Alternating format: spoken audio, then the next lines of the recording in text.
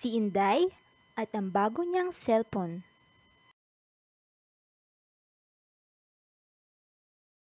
Malapit nang makatapos ng elementarya si Inday at parehas silang nasasabik ng nanay niya sa pinakahihintay na araw nito. Halos hindi na makatulog si Aling Peling kakaisip kung ano ang ireregalo sa nag-iisang anak.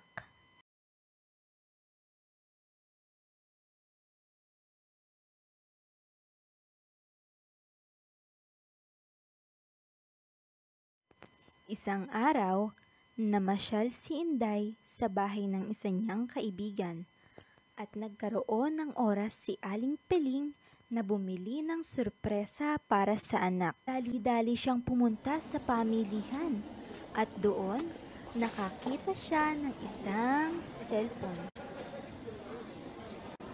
Sakto to, medyo malayo ang paaralan na papasukan ni Inday sa sekundarya. Tiyak na kakailanganin niya ito. Sabi ni Aling Peling sa sarili.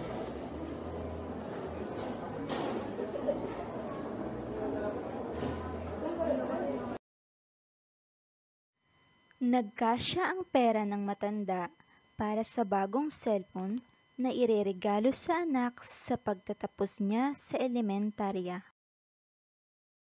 Pagka-uwi nito sa bahay, agad niya itong binalot at itinago sa kanyang aparador.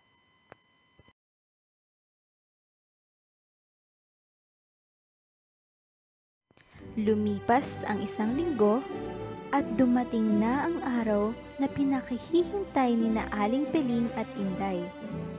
Mangiyak-ngiyak ang matanda habang isinusuot sa anak ang medalya sa ibabaw ng entablado.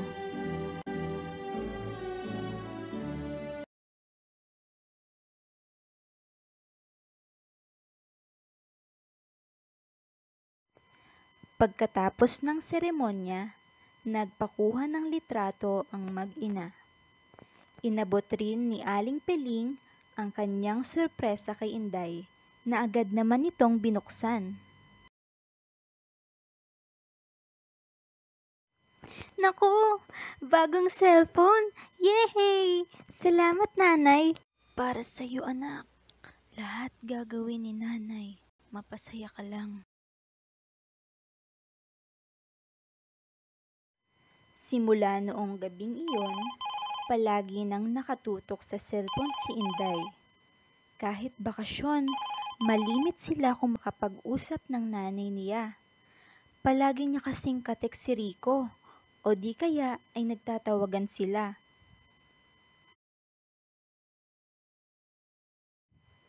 Alam mo, Bessie, magkikita kami ni Rico bukas.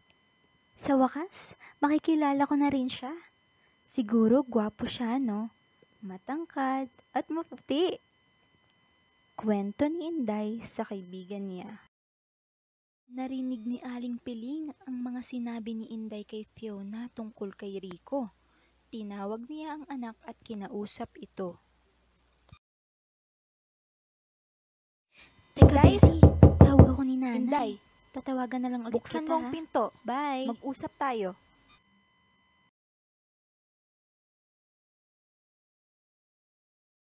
Abay, ano yung naririnig kong makikipagkita ka sa hindi mo kakilala? Ganon ka ba kakampante na mabuting tao yan? Sa cellphone mo nga lang nakilala yan eh. Sabi ni Aling Peling. Nay, kaya nga po kami magkikita upang magkakilala kaming dalawa. Hirap naman sa inyo, minsan na nga lang ako lumabas, marami pa akong maririnig. Padabog na sabi ni Inday.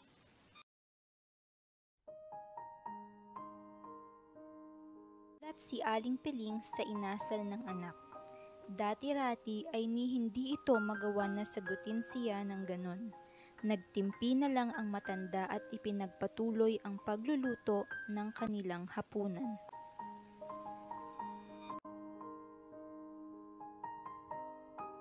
Kinabukasan, pagkagising ni Aling Peling ay wala na ang anak sa tabi niya. Inisip niya na lang na umalis na siguro yon at sana'y mag-iingat siya. na ang matanda. Hindi man lang Nagluto nagpaalam ng si Inday almusal sa ina at niya. inihanda ang kanyang mga paninda sa araw na iyon. Pagkatapos kumain, ay lumakad na siya dala-dala ang kanyang mga lutong bibingka. Inday, anong nangyari sa'yo?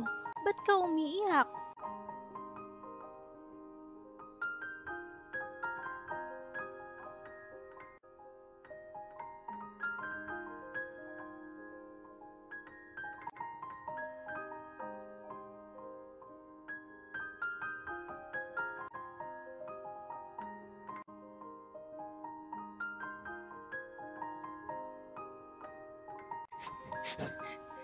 Nay, nawawala po si Rico.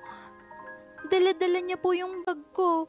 Kanina nag-uusap lang kami rito tapos biglang nahihiraw siya kaya umalis siya saglit.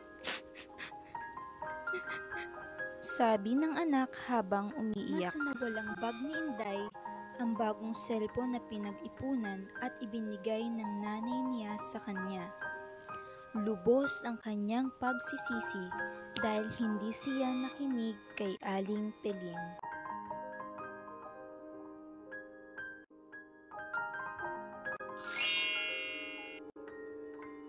Gintong aral.